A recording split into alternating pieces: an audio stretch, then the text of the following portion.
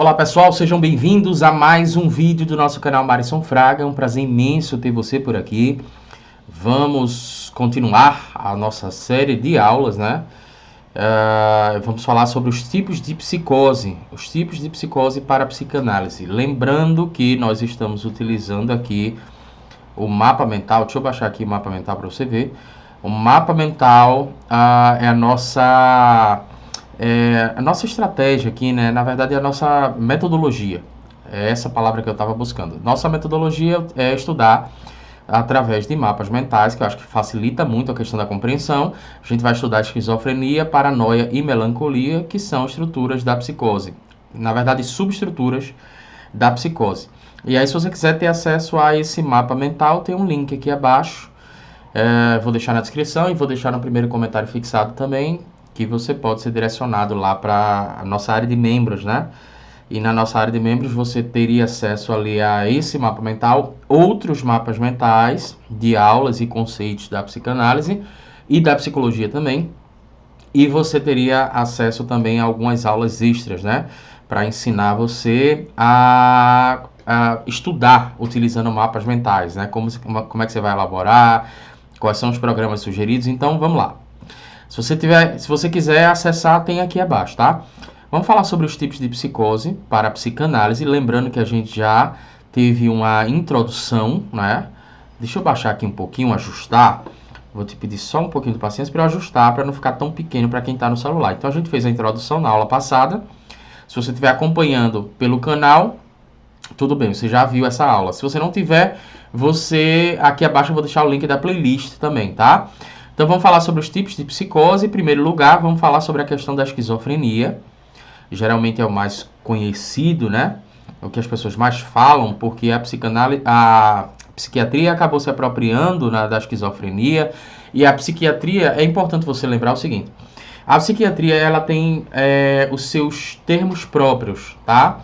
Então, por exemplo, algo que muitas vezes é identificado na psiquiatria como uma enfermidade, aqui a gente enxerga basicamente como uma estrutura, né, uma estrutura psíquica. E por que isso é importante você saber disso? Porque tem coisa aqui que a gente vai ver, por exemplo, paranoia. Quando você for ver paranoia, você vai perceber que muito do que a psiquiatria chama de esquizofrenia, aqui na psicanálise a gente considera como paranoia, tá? Aqui tem uma classificação que seria melancolia também. Mas a melancolia, muita gente talvez não entenda de primeiro porque ela estaria enquadrada ali na psicose. E você já deve ter conhecido alguém com personalidade melancólica, né? O que a psiquiatria, por exemplo, talvez chame aí de maníaco depressivo, talvez chame de transtorno, por exemplo, bipolar. Alguns enquadramentos desse da psiquiatria, na psicanálise nós entendemos de forma diferente. A gente entende muito a forma como, por exemplo, qual é a origem do conflito, né? Qual é a origem do conflito, como é que é essa dinâmica do conflito, como é que, por exemplo, a pessoa vivenciou a questão da angústia de castração, complexo de Édipo, os primeiros anos da sua vida. Então, isso vai falar muito sobre a estrutura de personalidade, a estrutura a dinâmica psíquica dessa pessoa. E uma questão relevante a ressaltar também é que muitas vezes você pode estar enquadrado numa estrutura de personalidade ou numa estrutura de dinâmica psíquica, mas desenvolver sintomas de outras estruturas, entende? Então, isso também é relevante, porque talvez você assistindo essas aulas aí, você inclusive se considere, mas eu tenho esse sintoma, ou eu conheço alguém que tem esse sintoma, ou ainda o meu filho ou minha filha tem esse sintoma, o meu pai. Então, talvez ele seja isso, né? É importante a gente ressaltar que não é tão simples assim, assistindo o vídeo, que você vai já sair diagnosticando, né, as pessoas, inclusive, sobretudo, se for próximas a você, né? Mas vamos lá. A questão da esquizofrenia aqui, vamos entender essa definição, né, por Laplanche e Pontalis, a subjetividade, a definição da esquizofrenia, né? Ele vai entender a subjetividade caracterizada pelo movimento de dissociação, na qual há a incoerência, que abre aspas, né? A incoerência do pensamento, da ação e da afetividade, designada pelos termos clássicos discordância, dissociação, desagregação. O afastamento da realidade como um dobrar-se em si mesmo, sobre si mesmo, e predominância de uma vida interior entregue às produções fantasísticas. Uma atividade delirante, mais ou menos acentuada e sempre mal sistematizada. Você vai entender já o resumo disso aqui, tá? A gente vai explicar de outras formas para você entender melhor o que o Laplanche e Ponto eles quiseram falar. Mas eu quero ressaltar a questão das produções fantasísticas e quero ressaltar também a má sistematização, né? Do próprio indivíduo, por exemplo, a má sistematização do ego, né? A gente vai entender isso melhor quando eu for explicando, mas eu quero chamar a atenção para esses dois fatores aqui, porque você vai observar muito isso nessas estruturas psíquicas, né? Então a gente pode entender que a gente está falando de uma estrutura psíquica bastante regredida. Na aula passada eu falei um pouco sobre Bion e Melanie Klein, né, que eles teriam trabalhado com sujeitos em psicose. O Wilfred Bion, que é da Escola Britânica de Psicanálise, ele vai entender, por exemplo, que existe uma pulsão de morte poderosa nessa dinâmica aqui da esquizofrenia e que é dirigida ao próprio sujeito, tá? Então ele vai observar essa questão da pulsão de morte. Já a Melanie Klein vai fazer menção a uma angústia de aniquilamento e ela vai entender que essa angústia de aniquilamento é igual ou semelhante à vivenciada pelo bebê quando se depara, por exemplo, com a pulsão de morte. Eu não sei se você já percebeu, mas a Melanie Klein, por exemplo, vai entender que a primeira angústia, grande angústia do ser humano, é quando ele, na verdade, percebe que o mundo não é uma extensão de si e que aquele mundo pode aniquilar esse bebê, ou seja, pode aniquilá-lo, né? E que, inclusive, o seio da mãe, né, falando numa dimensão simbólica, não é tão bom assim. Aquele seio também é mau, na medida, por exemplo, que ele não está lá quando eu preciso que ele esteja. Por isso, inclusive, o bebê chora. Porque o bebê chora, muitas vezes a Melanie Klein vai entender, vivenciando, por exemplo, aquela relação de ódio que desenvolve com o seio da mãe. Porque quem esse seio pensa que é para não estar aqui quando eu preciso dele. O próprio Freud, por exemplo, ele vai falar sobre essa ambivalência, né? A ambivalência do amor. Quando a gente ama uma pessoa, a gente também odeia essa pessoa. Por isso, por exemplo, se você for uma pessoa solteira, observe como o seu pretendente ou sua pretendente lida com as questões relacionadas ao ex. Porque se tem muito ódio ali, então, obviamente, tem muito amor, né? O ódio existe pelo fato da pessoa não estar lá. O ódio existe pelo fato da pessoa não ter correspondido às expectativas do eu. Mas a gente pode entender que o contrário do amor é a indiferença, né? Eu não faço a menor questão de, enfim, essa pessoa não influencia na minha vida o que essa pessoa faz. Mas quando você percebe que a pessoa odeia muito um ex, né? Então ali tem alguma coisa, merece ser observado isso, tá? Então a Melanie Klein vai falar sobre essa angústia de aniquilamento que seria igual à vivenciada pelo bebê quando se depara com a questão da pulsão de morte. Porque outra coisa também para você perceber é o seguinte, em determinado momento o bebê chega à conclusão de que ele pode ser aniquilado. Porque como é que aparece esse conceito de morte? Quem foi que avisou a você que você podia morrer? Como foi que você percebeu isso? Como foi que você estruturou isso na sua mente? Esse conceito e essa percepção de que eu também posso chegar ao fim, ou alguém pode me aniquilar, é vivenciado nos primeiros meses, né? Nos primeiros momentos de vida, a gente pode falar dessa forma. E essa interpretação ainda não está muito bem clara, mas de alguma forma a criança começa a entender, por exemplo, que pode ser aniquilado ou aniquilada, tá? Então, como a gente falou aqui que é uma estrutura psíquica bastante regredida, a questão da esquizofrenia, né, tem essa semelhança com a questão do bebê, uma certa angústia de aniquilamento, né, que é muito semelhante à vivenciada pelo bebê, quando se depara que também pode ser alguém, por exemplo, inclusive até o seio da mãe não é tão bom assim, né? Tanto é que a Melanie Klein vai falar sobre seio bom, seio mau e tal. Pode-se ainda entender a esquizofrenia como um ódio à realidade, tanto interna como externa. Eu coloquei aqui, eu estou vendo aqui que pronto, agora já corrigi a realidade, tanto interna quanto externa, né? A psique prefere, então, manter-se imersa ao mundo das ilusões, preferindo os estados ilusórios à constituição de vínculos. Então, os vínculos, na verdade, e as relações objetais são muito enfraquecidas na psicose, de forma geral. Quando eu falo de relação objetal, é de forma saudável, né? Porque na melancolia, por exemplo, tem uma profunda identificação, a gente vai ver isso aqui, mas essa profunda identificação acaba causando uma certa desestrutura no próprio eu, né? Então a gente vai acompanhar isso, continua nessa aula até o fim que você vai ver. Então a psique, voltando à lei para a gente explicar melhor, ela prefere, entre aspas, manter-se imersa no mundo das ilusões porque a realidade, na verdade, não é boa. Então o mecanismo de defesa e a pessoa produz fantasias, né? Uma realidade fantasística, a gente pode colocar dessa forma, de forma que essas ilusões trazem mais conforto psíquico para a pessoa, né? Isso é uma determinada preferência a estados ilusórios e não à constituição de vínculos que são ligados à realidade.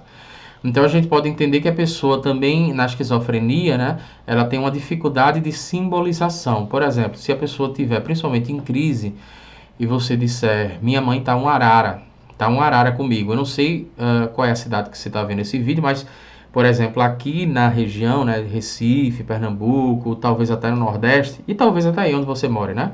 Porque tem algumas expressões locais, por isso que eu vou explicar. Mas aqui, por exemplo, se você disser minha mãe está um arara, significa que ela está muito chateada, muito brava com você.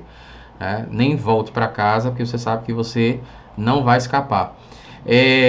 Nesse caso daqui, minha mãe está um arara é uma metáfora, né? Mas você consegue simbolizar isso muito bem. A questão do sujeito que é esquizofrênico para a psicanálise, lembrando, né, que na psiquiatria também tem essas terminologias, existe uma dificuldade de simbolização. Então talvez ele pense, principalmente se estiver em crise, que a sua mãe ela é um arara mesmo, tá? Então essa é a questão da esquizofrenia. Agora vamos passar para a paranoia, para você entender, que eu acho que fica bem interessante você fazer essa distinção aqui da esquizofrenia e da paranoia, que você vai ver que se você se aproximou, por exemplo, da realidade de um hospital psiquiátrico, ou você tem alguém na família, você vai ver que muita gente é classificado para a psiquiatria como esquizofrênico e na psicanálise seria, por exemplo, paranoico, né? Então, uma coisa importante aqui para a gente começar entendendo, com relação à esquizofrenia, a paranoia ela é uma psicose um pouco mais organizada, tá? Ou seja, há mais capacidade de interpretação e redução do enfraquecimento intelectual. Neste caso daqui de cima, da esquizofrenia, existe sim um certo comprometimento intelectual, tá? E um comprometimento na capacidade de simbolização que reflete justamente essa perda da capacidade da interpretação daquilo que está sendo dito e da realidade em torno dessa psique. Neste caso daqui, existe mais capacidade de interpretação e não existe tanto enfraquecimento intelectual, ou seja, é uma estrutura psíquica que tem uma dinâmica um pouco mais organizada, né? Alguns exemplos de delírios frequentes na paranoia seriam delírios de perseguição, delírios de ciúme, né? Delírios de grandeza, entre outros delírios. Aqui, ciúme, eu lembrei agora, inclusive até dei uma pausa aqui, porque eu lembrei agora de um caso. Eu vou até trazer isso aqui para o canal, ver se eu falo sobre o caso que mais chocou o Guido Palomba, que é um psiquiatra forense. Ele contou isso no Pânico, e é um caso de ciúme extremo, né? Vou ver se eu preparo esse vídeo aqui, deixar anotado, porque é bem interessante a gente compreender esse caso a partir justamente da paranoia. E também vou pesquisar esse caso. Eu vejo que o pessoal gosta muito quando a gente traz alguns casos de crimes aqui. Distorção dos estímulos, né? Por que a gente colocou aqui essa questão da distorção dos estímulos? É que, assim, o estímulo, na verdade, ele existe, tá? Talvez a pessoa esteja sendo perseguida. Ora, Se você for observar, na prática, todos nós nos sentimos, de certa forma, perseguidos, né? A gente, senão você não colocaria na sua casa grades, por exemplo, né? Se você não procuraria, como é que eu posso dizer? Você não procuraria se proteger. Então, não é uma perseguição no sentido no sentido próprio de você estar, alguém está correndo atrás de você, mas você é perseguido à medida que algo sempre pode acontecer com você. Você não é perseguido por uma pessoa, mas você é perseguido pelo perigo da cidade, né? Das grandes cidades, das grandes regiões urbanas. Então você talvez seja perseguido pela cidade onde você mora, porque lá existe muito perigo, né? Então, de certa forma, esse estímulo, ele existe, né? Senão você não trancaria a chave. Por que sua casa tem porta, por exemplo? Por que você não deixa o seu carro destrancado no meio da rua? E os riscos, eles existem, né? Mas aqui vai acontecer uma distorção desses estímulos. Então, quando o sujeito, principalmente, ele está em delírio, isso vai ser ampliado, isso vai ser intensificado. E aqui, um ponto que eu faço questão de ressaltar, é que na psiquiatria, eu realmente, assim, estou começando a trazer um conteúdo aqui para o canal, que é um conteúdo meio que antimanicomial. Eu realmente imaginei que as pessoas não fossem acessar tanto. Por exemplo, a gente trouxe um livro aqui chamado A Loucura na Sala de Jantar, onde a gente traz um debate, eu trago algumas reflexões que são do cunho antimanicomial, ligados, por exemplo, à percepção do Franco Basaglia, lá em Trieste, na Itália, quando iniciou na prática o movimento antimanicomial e tal, tal, tal.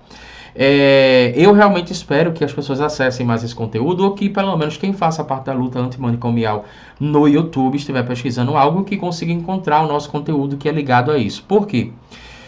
Porque quando você vai, por exemplo, para um hospital psiquiátrico, o sujeito ele está em delírio, por exemplo, e ele está na paranoia, está na esquizofrenia, mas eu quero falar principalmente da paranoia porque a gente está falando sobre essa distorção de estímulos aqui e alguns delírios frequentes. Quando o sujeito ele está em crise, né, como se chama, ou em surto, lá eles vão dar um medicamento para você. E muito desse medicamento tem a função, eles vão dizer, de organizar o sujeito psiquicamente, né, através das mediações químicas enfim, essa parte mais, digamos, neurofisiológica. Mas isso vai muitas vezes interromper a questão do delírio. Porém, a crítica que eu faço é justamente isso, ó, porque eu queria que você lesse isso aqui abaixo. Períodos de delírio despertando e amplificando suas ansiedades e suas angústias. Ou seja, o delírio ele é uma forma diferente de linguagem, mas que traz aquilo que incomoda o sujeito. Então é através do delírio e única e exclusivamente através do delírio que você consegue ter uma dimensão exata do que causa angústia naquele ser humano. Do que causa, por exemplo, o conflito dele? De onde vem isso? Se você pega o Jung, né? O Jung também da psicologia analítica, ele já fez alguns estudos, por exemplo, na área da psicose, e o Jung ele vai perceber uma certa semelhança entre a estrutura do delírio e as estruturas de mitos, mitologias e por aí vai. Alguém já falou, não lembro quem, por exemplo, que o delírio seria o homem sonhando acordado. Então, se no sonho, por exemplo, o Freud, desde 1900, né, com interpretação de sonhos, conseguiu inicialmente ali sistematizar, mas pelo menos trazer para a gente, quer você concorde ou não, né, porque o Jung discordou em certa medida da interpretação de sonhos de Freud, mas o fato é que o Freud abre caminho para uma possibilidade de interpretação do conteúdo recalcado inconsciente e provando ali, de certa forma, nem que seja metapsicologicamente, que o inconsciente ele pode ser manifestado através de sonho, que ali existe uma linguagem diferente. Você entendendo aquela linguagem, você entende o conteúdo do sujeito. Aqui também é a mesma coisa. Então, períodos de delírio despertando e amplificando as ansiedades e angústias do ser humano. O ser humano, por exemplo, ele tem medo de, sei lá, vamos colocar aqui, ó, no delírio de grandeza, o indivíduo tem a convicção de que nasceu para mudar a história. Você vai ver muito em ambientes psiquiátricos, em CAPs, por exemplo, né, Centros de Atenção Psicossociais. Você vai ver muito pessoas que vão dizer que são Napoleão Bonaparte, né, pessoas que vão dizer, por exemplo, que, sei lá, Frank Sinatra e por aí vai. Já conheci um que dizia ter cantado com Elton John, né? E o engraçado é que isso foi antes de estudar psicanálise, eu fiquei conversando com ele. Então, tinha cantado com Elton John e ele tinha ajudado a Terry Winter, que é um cantor aqui da década de 70 brasileiro, mas que cantava em inglês. Ele tinha ajudado esse rapaz a compor determinadas músicas. E ele cantava essas músicas e tal. E esse delírio é muito saudável para a pessoa, sabe? Impedir o sujeito de delirar é, na minha opinião, impedir o sujeito de existir. Agora, óbvio que quando esse delírio traz um risco para o próprio ser e traz um risco para outras pessoas, aí a gente já tem que discutir melhor, porque inclusive até isso é discutível, tá? Algumas pessoas discutem na psicanálise e eu acho muito legítimo discutir, conversar sobre isso, até que ponto o sujeito ele não perde a sua própria autonomia quando ele é impedido, por exemplo, de sofrer, né? É proibido de sofrer, mas tem gente que encontra prazer no sofrimento, então quem sou eu para determinar o que aquele sujeito tem que ser? Isso é uma discussão bem intensa nesse sentido, tá? Na perseguição, por exemplo, alguém está perseguindo esse sujeito para matar. Então, é óbvio que ele está falando aqui sobre necessidade, por exemplo, de ser amado, de ser reconhecido, necessidade de ser acolhido, por isso ele precisa nascer e ser grande e desenvolver em seu delírio essa convicção de que ele chegou para mudar a humanidade, porque na verdade o que ele está falando é o seguinte: eu estou muito fragilizado, me ame. Isso é um exemplo de interpretação, tá? E aqui também o sujeito está se sentindo em risco, né? Justamente porque internalizou talvez demais aqui, como a questão da Ellen Klein, uma certa angústia de aniquilamento que foi propagada quando o bebê, né? Quando ele se deparou com a questão da pulsão de morte. Então, a gente precisa, o que eu quero falar, a gente precisa entender o delírio, porque o delírio também é uma linguagem. Na paranoia, aquele sujeito... quer ver outra coisa também? Você vai ver muito em hospital psiquiátrico, se você trabalhar lá, ou se você tiver algum tipo de contato, você vai ver muito a pessoa não querendo tomar a medicação, porque ela acha que é um veneno.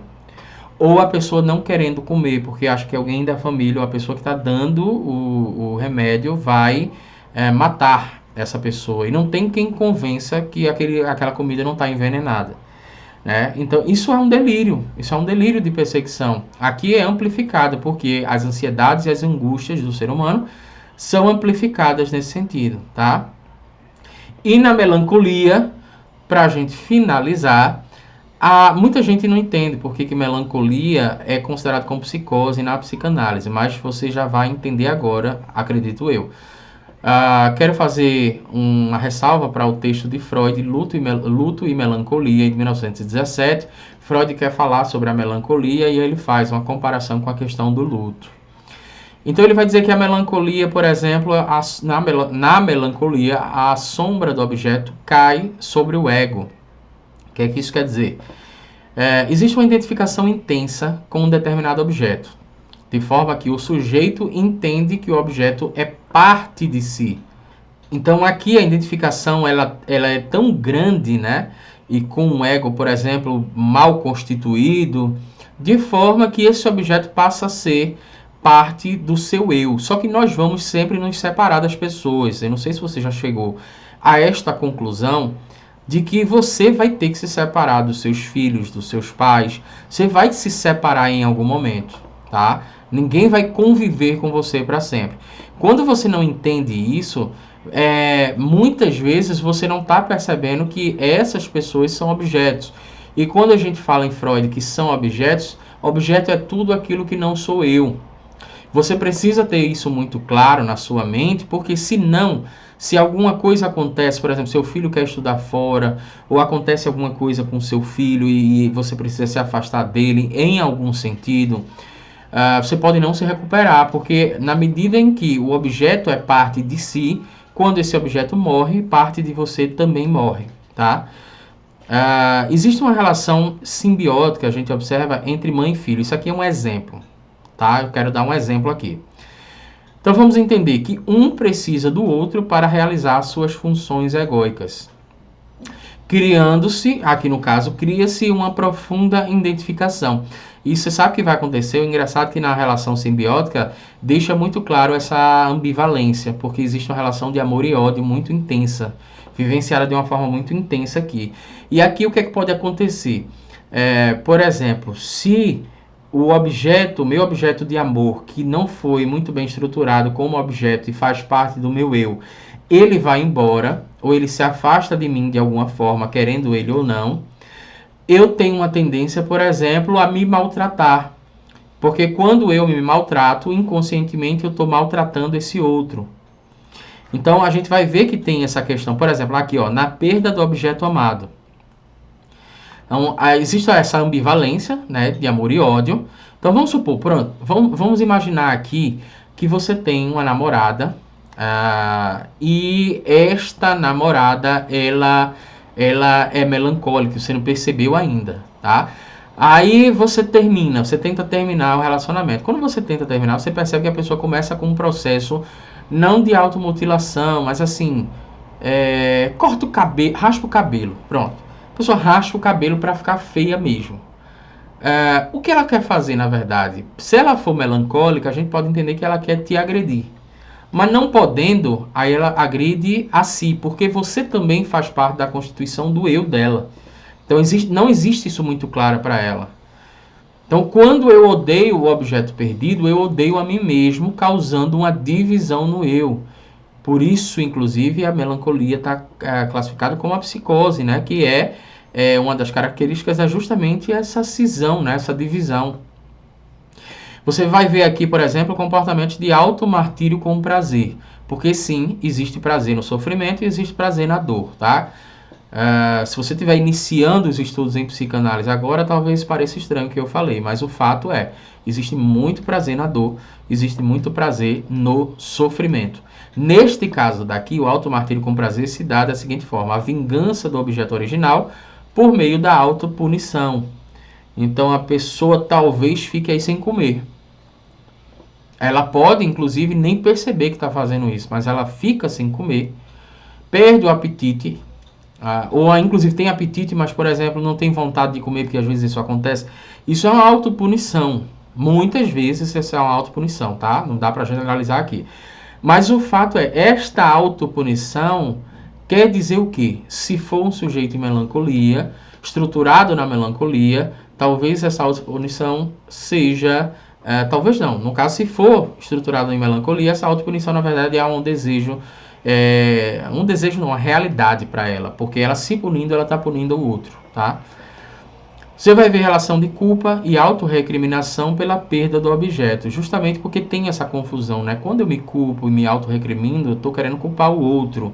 Mas eu também me acho responsável por aquilo, porque se o outro não quis permanecer aqui, né? Ele pode inclusive até ter falecido, tá, gente? Mas isso não fica muito claro para a pessoa. A dinâmica psíquica funciona realmente de uma forma bem misteriosa, né? No sentido, se você estiver raciocinando no sentido consciente. Então, aqui, por exemplo, o outro quis ir embora. Por que não permanecer comigo? Então, eu sou culpado, né? Eu tenho essa autorrecriminação e por aí vai.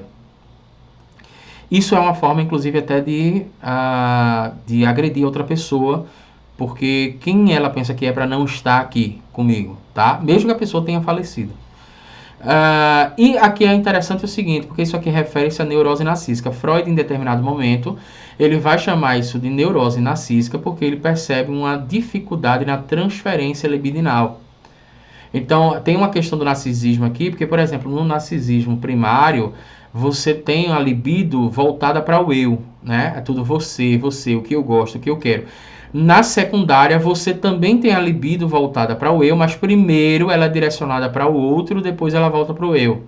Ou seja, eu não amo alguém, eu amo o que esta pessoa causa em mim. Eu não faço coisa boa para ninguém.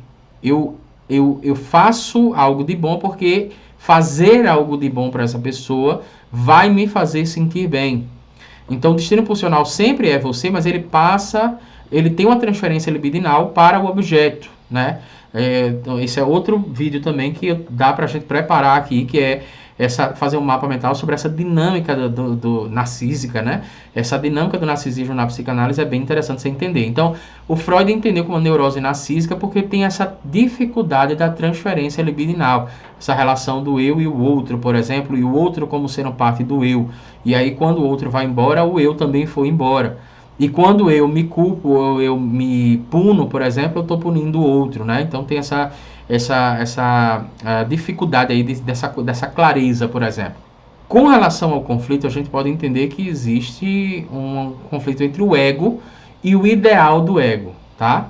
Eu vou ver se eu preparo outro vídeo aqui, vou deixar anotado, eu, inclusive vou ter que assistir essa aula depois, porque eu vou deixar anotado aqui todas as aulas, as ideias de aulas que eu acabei tendo aqui, porque a gente precisaria entender melhor a questão do ideal do ego, mas eu vou preparar uma aula para falar sobre isso. A gente pode entender que o conflito aqui na melancolia é entre o ego e o ideal do ego. Por quê? Porque o ego subjuga o ideal do ego.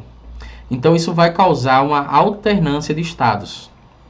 Vai causar uma baixa autoestima, sentimento de culpa, alto nível de exigência consigo próprio, sentimento de perda de amor e de que seus desejos são inalcançáveis. Mas a pessoa também vai alternar, fugiu aqui, a pessoa também vai alternar uma questão de supervalorização egóica, como se o sujeito fosse superior a tudo e a todos. E aí, portanto, ele busca aceitação, prestígio e necessidade de grandeza, tá? Então, essa foi a nossa aula de hoje.